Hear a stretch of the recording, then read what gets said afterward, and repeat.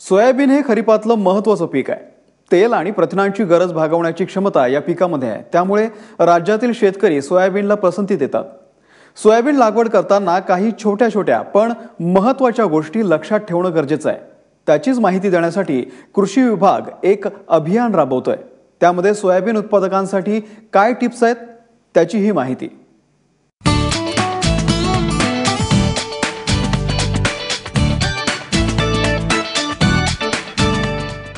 25 मे ते 8 जून या पंधरवड्यात कृषी विभाग उन्नत शेती समृद्ध शेतकरी हे अभियान राबवत आहे। कृषी अधिकारी थेट शेतकऱ्यांच्या शेतात जाऊन त्यांना पीक व्यवस्थापनातील बारकाव्यांची माहिती देत आहेत। कोल्हापूर जिल्ह्यातील हातकणंगले तालुक्यात 62 गावात टप्प्याटप्प्यानं हे अभियान राबवण्यात येतंय। जुने पारगावमधील प्रदीप मेढे यांच्या शेतात अशीच मोहीम राबवण्यात आली। उन्नत शेती आणि समृद्ध शेतकरी या योजनेअंतर्गत उत्पन्न वाढीसाठी आपण सर्वात प्रथम बीज प्रक्रिया घेतो। बीज प्रक्रिया करायला लावून त्यामध्ये उत्पन्नामध्ये शेतकऱ्यांच्या 5 ते 10% वाढ करणे हा एक त्याच्यामध्ये मुख्य उद्देश आहे। त्याच पद्धतीने ठिबक सिंचनाचा वापर करून उत्पन्नामध्ये वाढ करणे हे एक आपण त्याच्यामध्ये वापर करणार आहे। अशा पद्धतीच्या सर्व उपाययोजना आपण उत्पन्न वाढीसाठी करून घेणार आहोत।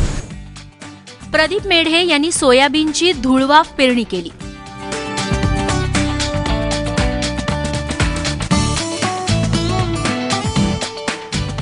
शेताची उभी आडवी नांगरट करून 5 फुटांच्या सऱ्या सोडल्या। ठिबक पद्धतीनं बोध भिजवून घेतले आणि लॅटरलच्या दोन्ही बाजूला झिगझॅग पद्धतीनं टोकण केली। सुरुवातीला ऊस गेल्यानंतर मी बकरी बसवली 20 दिवस 2 एकरामध्ये। त्यानंतर रोटर मारला, पालाकुट्टी करून रोटर मारला आणि परत पलटी घालून 4 महिने रान तापवलं।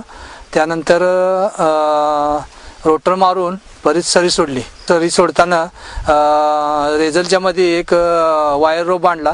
त्यामुळं सरीचा जो हे असतो शीग असते ती मोडली आणि गादी वापा टाईप तयार झाला। लॅटरल माझ्या 16 mm आहेत आणि त्यांच्यातलं अंतर ड्रिपरमधलं अंतर 50 सेंटीमीटर आहे। फुले संगम या सोयाबीनच्या बियाण्याची त्यांनी लागवड केली आहे। यात एकरी 8 किलो याप्रमाणे 2 एकरात 16 किलो बियाण्यांचा वापर त्यांनी केलाय। सोयाबीन पेरणीच्या वेळी त्यांना कृषी अधिकाऱ्यांनी बीज प्रक्रियेचं महत्त्व सांगितलं। सुरुवातीला रासायनिक बीज प्रक्रिया करावी। यामध्ये थायरम 2.5 ग्रॅम प्रति किलो बियाण्यास चोळून घ्यावे। रासायनिक बीज प्रक्रिया केल्यानंतर जैविक बीज प्रक्रिया करताना प्रथमतः ट्रायकोडर्मा 5 ग्रॅम प्रति किलो, त्यानंतर 25 ग्रॅम रायझोबियम व 25 ग्रॅम PSB हे एकत्रित घेऊन यामध्ये गुळाचं पाणी थोडं मिक्स करून त्याची पेस्ट तयार करून घ्यावी। सावलीत 15 ते 20 मिनिट ठेवावे आणि ठेवल्यानंतर ते टोकनस वापरावे। राज्यात बऱ्याच जिल्ह्यात सोयाबीनचं उत्पादन घेतलं जातं। या पंधरवड्याच्या निमित्तानं शेतकऱ्यांना बीज प्रक्रिया आणि उत्पादन वाढीसाठीच्या आवश्यक बाबींची माहिती मिळतेय। या गोष्टींची काळजी घेतली तर उत्पादनात 15 ते 20% वाढ होऊ शकते। चंद्रशेखर खोलेसह ब्युरो रिपोर्ट, जुने पारगाव, कोल्हापूर, ABP माझा।